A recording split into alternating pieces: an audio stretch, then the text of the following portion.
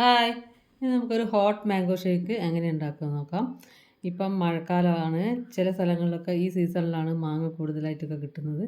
അപ്പം ഈ മാങ്ങ ജ്യൂസ് ഇപ്പം തണുത്തിട്ട് ഉപയോഗിക്കുമ്പോൾ എല്ലാവർക്കും തൊണ്ടവേദനയും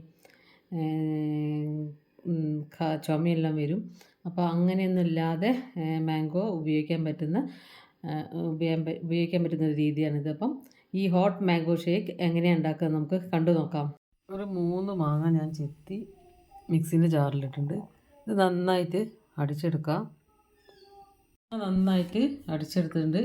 ഇതിലേക്ക് 1 ഗ്ലാസ് പാൽ ഒഴിച്ചു കൊടുക്കാം. 2 ഗ്ലാസ് പാലാണ്.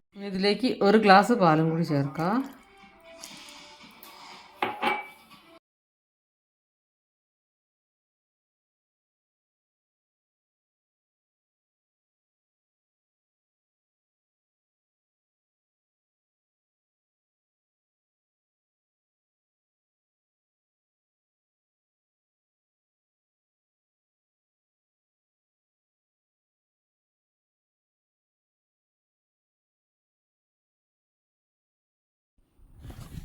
ഇനി ഇത് ഒരു പാത്രത്തിലേക്ക് ഒഴിച്ച് നന്നായിട്ടൊന്ന് കാച്ചിയെടുക്കാം.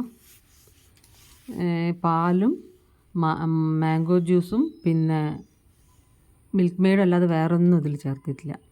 ഇനി ഇതൊന്ന് കുറച്ചൊന്ന് തണുത്തതിന് ശേഷം ലൈറ്റായിട്ട് തണുത്തതിന് ശേഷം ഇതിലേക്ക് ഡ്രൈ ഫ്രൂട്ട്സും അണ്ടിപ്പരിപ്പ്, കിസ്മിസ്, കോൺഫ്ലേക്സ് എല്ലാം ഇഷ്ടമുള്ള എല്ലാ സാധനങ്ങളും ഇതിൻ്റെ മേലെ ചേർത്തിട്ട് ഇത് ഉപയോഗിക്കാൻ റെഡി ആയിട്ടുണ്ട്.